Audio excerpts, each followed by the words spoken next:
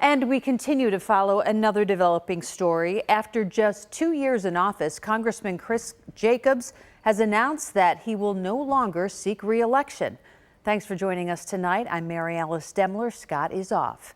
Now, the leader of New York's now defunct 27th Congressional District was looking elsewhere.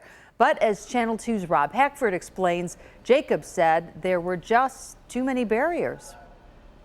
Mary Ellis, this was the last day for Congressman Chris Jacobs to get his name off the ballot for the newly formed 23rd Congressional District. Today's announcement, while surprising to some, Jacobs said is the outcome of redistricting and more so his changed stance on some forms of gun control. We need to talk about some reasonable gun control.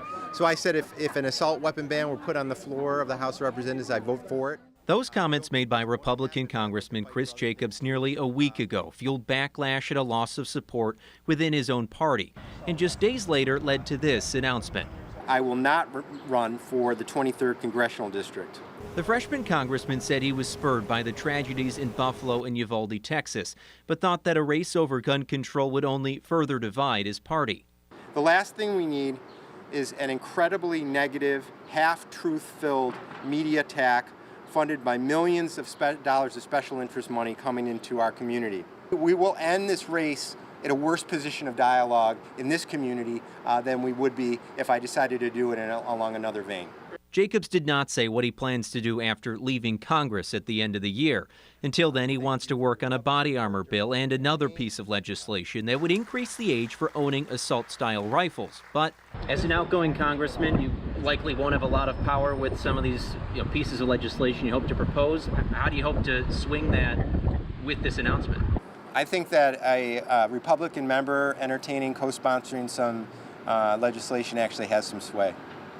His response to me was, it looks like I stepped in it. Republican political analyst Carl Calabrese said he texted with Jacobs just days before Friday's announcement, but he didn't realize how much support was lost across the board.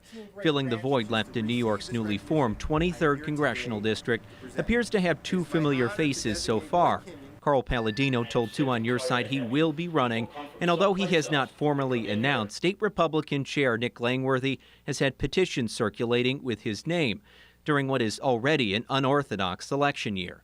In terms of the shortness of time here and the need to have an organization put together to be able to get out the vote in what is turning out to be a very confusing political year in terms of the political calendar and the changing of dates and petitions, a person like a state chairman who was a former county chairman would have an awfully big advantage in just having people on the streets, making calls, getting Republicans out.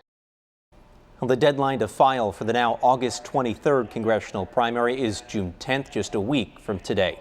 In the Information Center, Rob Hackford, Channel 2 News.